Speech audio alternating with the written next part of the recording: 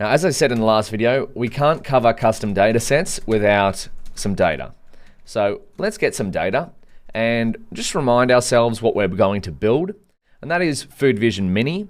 So we need a way of getting some food images. And if we go back to Google Chrome, Torch Vision Datasets has plenty of built-in datasets, and one of them is the Food 101 dataset. Food 101. So if we go into here, this is going to take us to the original Food 101 website. So Food 101 is 101 different classes of food. It has a challenging data set of 101 different food categories with 101,000 images. So that's quite a beefy data set. And so for each class, 250 manually reviewed test images are provided. So we have per class, 101 classes, 250 testing images, and we have 750 training images. Now, we could start working on this entire data set straight from the get-go, but to practice, I've created a smaller subset of this data set, and I'd encourage you to do the same with your own problems. Start small and upgrade when necessary. So I've reduced the number of categories to 3 and the number of images to 10%. Now, you could reduce this to an arbitrary amount, but I've just decided 3 is enough to begin with and 10% of the data. And then if it works, hey, you could upscale that on your own accord. And so I just want to show you the notebook that I used to create this data set, and as extra curriculum, you could go through this notebook. So if we go into extras, 04 custom data creation, this is just how I created the subset of data. So making a data set to use with notebook number 4, I created it in custom image data set or image classification style. So we have a top level folder of pizza, steak, and sushi. We have a training directory with pizza, steak, and sushi images, and we have a test directory with pizza, steak, and sushi images as well. So you can go through that to check it out, how it was made. But now, and also, if you go to learnpytorch.io, section 4, there's more information here about what Food 101 is. So get data, here we go. There's all the information about Food 101. There's some resources, the original Food 101 dataset, Torch Vision datasets, Food 101, how I created this dataset, and actually downloading the data. But now we're going to write some code because this dataset, the smaller version that I've created, is on the PyTorch Deep Learning repo under data, and then we have pizza, steak, sushi.zip. Oh, this one is a little spoiler for one of the exercises for this section, but you'll see that later. So let's go in here. Let's now write some code to get this data set from GitHub, pizza, steak, sushi.zip, and then we'll explore it. We'll become one with the data. So I just want to write down here, our data set is a subset of the Food 101 data set. Food 101 starts with 101 different classes of food. So we could definitely build computer vision models for 101 classes, but we're going to start smaller. Our data set starts with 3 classes of food and only 10% of the images. So let's write here, and 1,000 images per class, which is 750 training, 250 testing, and we have about 75 training images per class and about 25 testing images per class. So why do this? When starting out ML projects, it's important to try things on a small scale and then increase the scale when necessary. The whole point is to speed up how fast you can experiment. Because there's no point trying to experiment on things that if we try to train on 100,000 images to begin with, our models might take half an hour to train at a time. So at the beginning, we want to increase the rate that we experiment at. And so let's get some data. We're going to import requests so that we can request something from GitHub to download this URL here. Then we're also going to import zip file from Python because our data is in the form of a zip file right now. Then we're going to get path lib, because I like to use paths whenever I'm dealing with file paths or directory paths. So now let's set up a path to a data folder. And this, of course, will depend on where your data set lives, what you'd like to do, but I typically like to create a folder over here called data. And that's just going to store all of my data for whatever project I'm working on. So data path equals path data. And then we're going to go image path equals data path slash pizza steak sushi. We're going to have images from those three classes. Pizza, steak, and sushi are 3 of the classes out of the 101 in Food 101. So if the image folder doesn't exist, so if our data folder already exists, we don't want to re-download it. But if it doesn't exist, we want to download it and unzip it. So if image path is dir, so we want to print out the image path directory already exists, skipping download. And then if it doesn't exist, we want to print image path does not exist, creating one. Beautiful. And so we're going to go image path.mkdir to make a directory. We want to make its parents if we need to, so the parent directories, and we want to pass exist OK equals true so we don't get any errors if it already exists. And so then we can write some code. I just want to show you what this does if we run it. So our target directory data slash pizza steak sushi does not exist. It's creating one.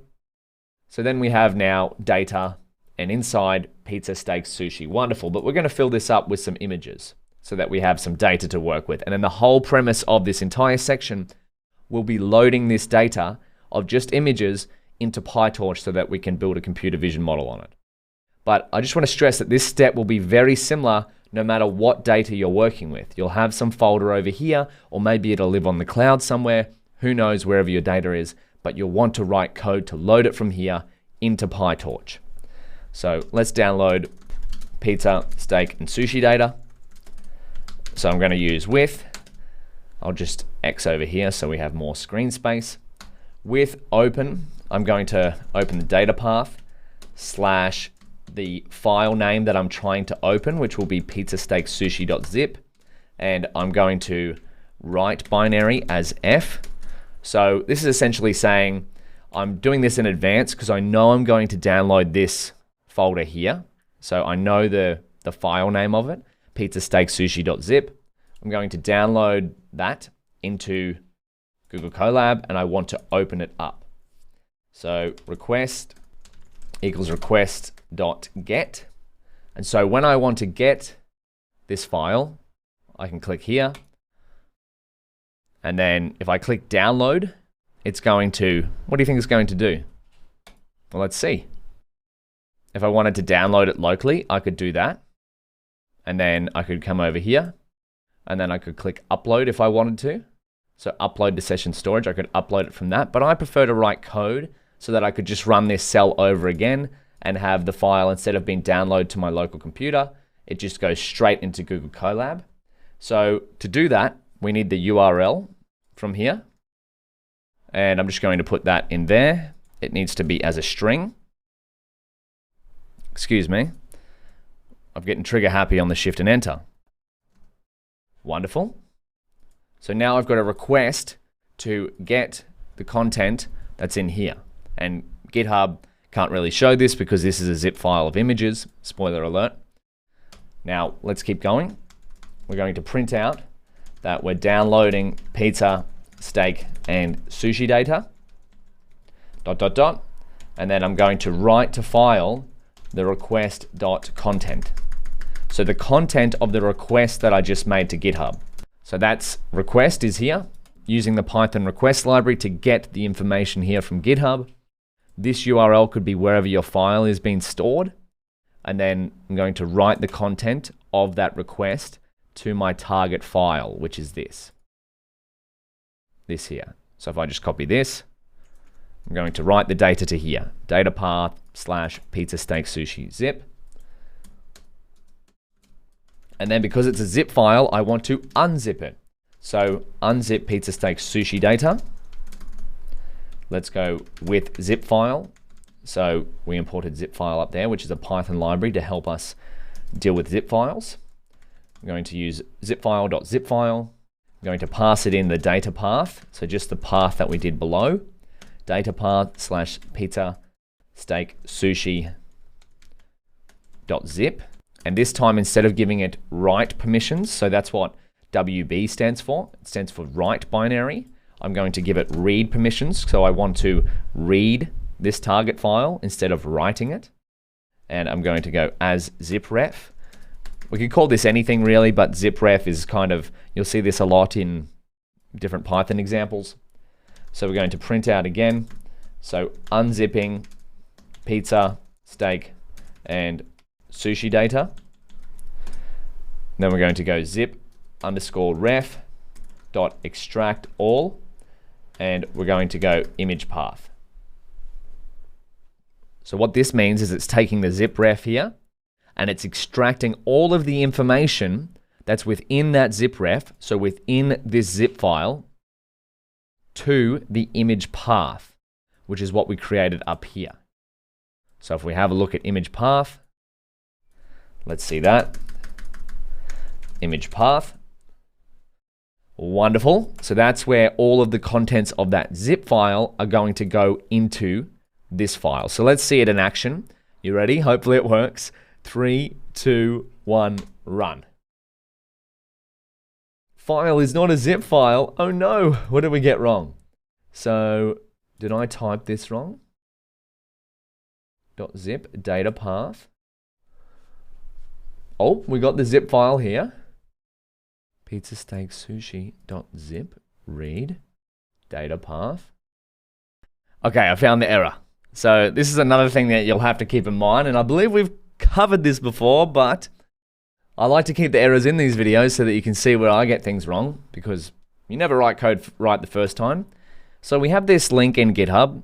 We have to make sure that we have the raw link address. So if I come down to here and copy the link address from the download button, you'll notice a slight difference if we come back into here. So I'm just going to copy that there. So if we step through this, GitHub, Mr. Debug, PyTorch Deep Learning, we have raw instead of blob. So that is why we've had an error, is that our code is correct, it's just downloading the wrong data. So let's change this to the raw. So just keep that in mind, you must have raw here. And so let's see if this works. Do we have the correct data? Oh, we might have to delete this. Oh, there we go. Test, beautiful. Train, pizza, steak, sushi, wonderful. So it looks like we've got some data, and if we open this up, what do we have? We have various JPEGs. Okay, so this is our testing data. And if we click on there, we've got an image of pizza. Beautiful. So we're going to explore this a little bit more in the next video, but that is some code that we've written to download datasets or download our own custom dataset. Now, just recall that we are working specifically on a pizza, steak, and sushi problem for computer vision. However, our whole premise is that we have some custom data and we want to convert these. How do we get these into tensors? That's what we want to do. And so the same process will be for your own problems. We'll be loading a target data set and then writing code to convert whatever the format the data set is in into tensors for PyTorch. So I'll see you in the next video. Let's explore the data we've downloaded.